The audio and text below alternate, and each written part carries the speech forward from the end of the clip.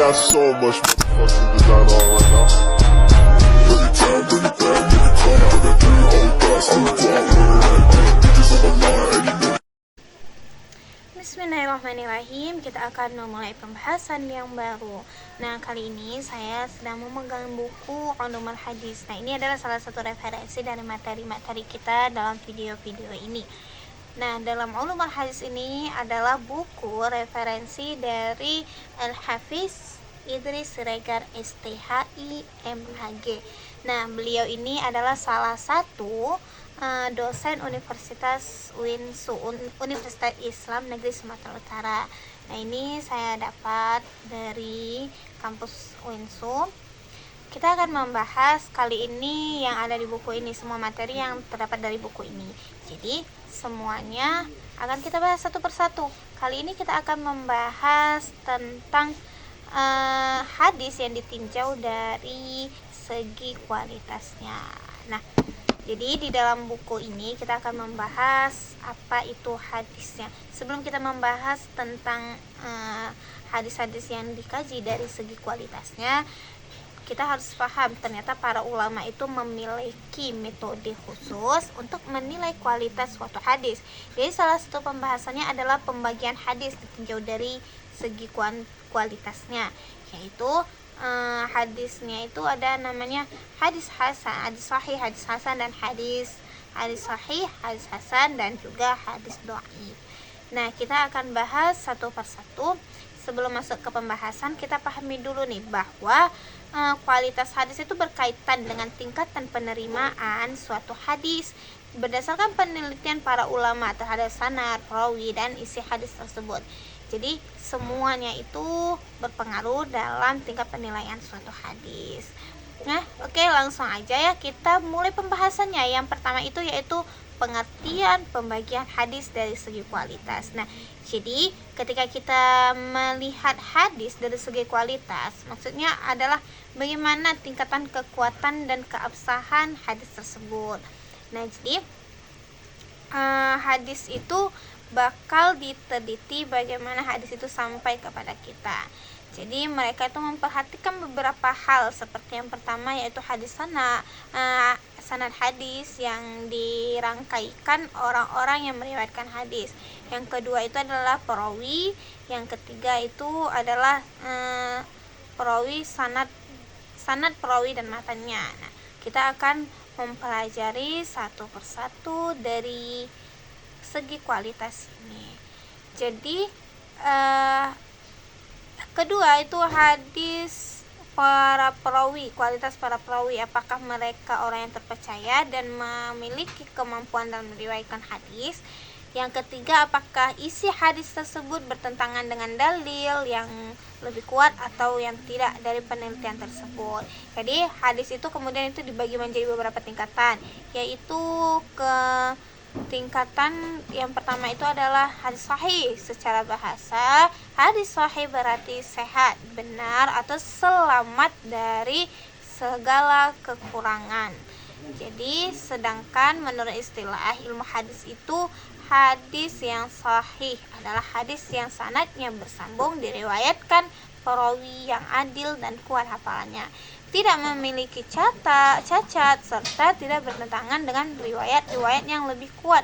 Jadi sebuah hadis bisa dikatakan sahih jika memenuhi beberapa syaratnya.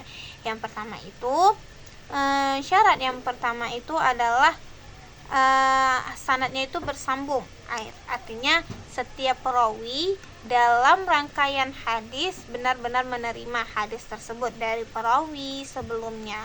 Dan syarat yang kedua itu adalah para perawinya memiliki sifat adil, sebagaimana mereka itu dikenal orang yang menjaga agama, yang memiliki akhlak yang baik, serta mereka itu dipercaya untuk menjadi periwayat perawi dari hadis tersebut. Yang ketiga itu, perawi itu memiliki hafalan dan kemampuan menjaga riwayat dengan baik. Nah, syarat yang keempat itu, hadis tersebut tidak memiliki cacat yang dapat merusak hadis tersebut. Jadi hadis itu harus benar-benar kedudukannya itu sangat tinggi di dalam ilmu hadis. Nah, syarat-syarat inilah yang membuat kita bisa membedakan mana dia hadis sahih, hadis hasan, dan hadis dhaif.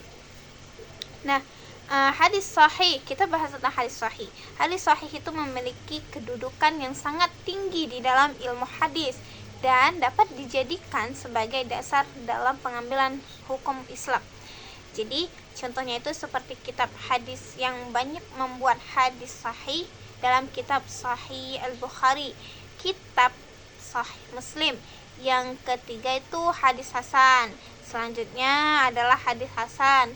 Secara bahasa, hadis hasan itu berarti baik.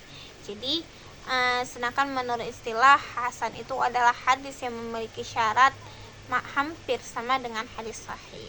Tetapi hadis hasan ini tingkatannya hafalannya perawinya itu sedikit di bawah hadis sahih.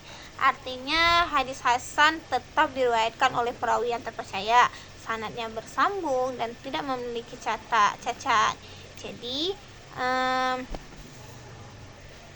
namun perbedaannya itu terletak pada tingkat ketelitian atau kekuatan hafalan perawi. Jadi jika perawi hadis sahih memiliki tingkat hafalan yang sangat kuat, maka perawi hadis hasan tidak memiliki tingkat hafalan yang baik. Tetapi tidak sekuat perawi hadis sahih gitu. Jadi hadis hasan ini juga dapat dijadikan sebagai hujah atau rujukan dasar dalam ajaran Islam.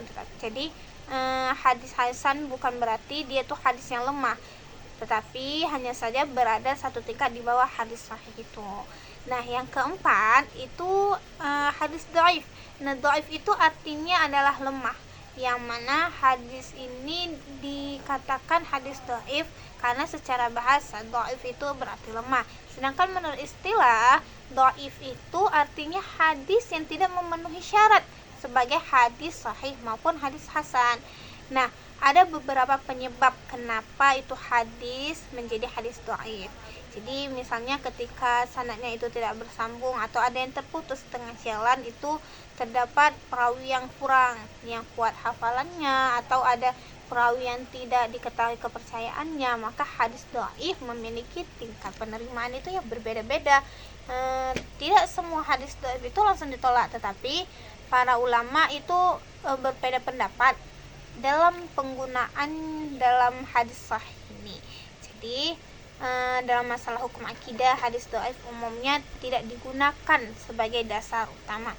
Namun ketika ulama membolehkan penggunaan hadis dhaif ini dalam hal keutamaan amal dalam syarat tertentu.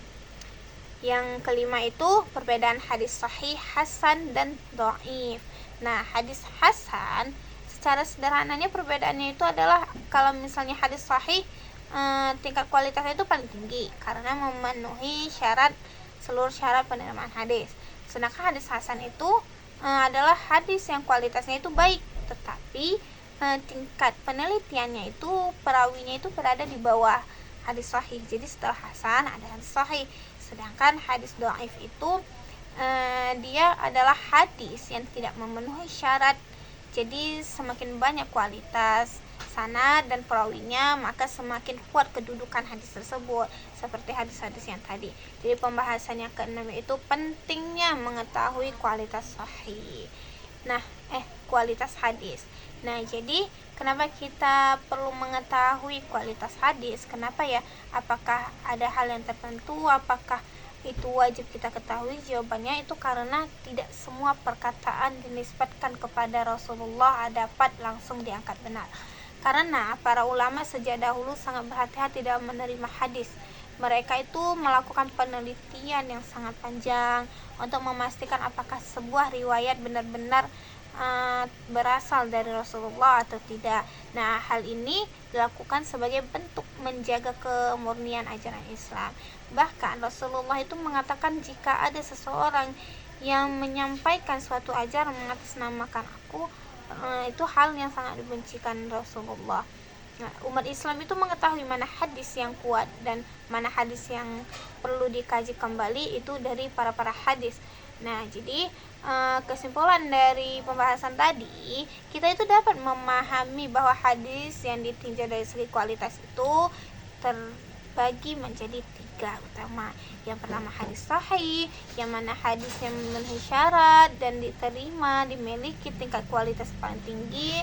Terus disusul dengan hadis hasan, yang mana hadis hasan itu dibawa dari hadis sahih. Dan ini yang terakhir adalah hadis dhaif, yang mana hadis dhaif ini hadis yang tidak memenuhi syarat hadis sahih maupun hadis hasan. Jadi melalui pembagian ini kita dapat melihat bagaimana para ulama sangat teliti dalam meneliti atau meletakkan kedudukan hadis ini. Jadi dengan pembahasan kita ini semoga bermanfaat dan menambah wawasan kita, dapat kita membedakan mana itu dia hadis hasan, hadis sahih dan hadis dhaif. Oke, terima kasih. Assalamualaikum warahmatullahi wabarakatuh.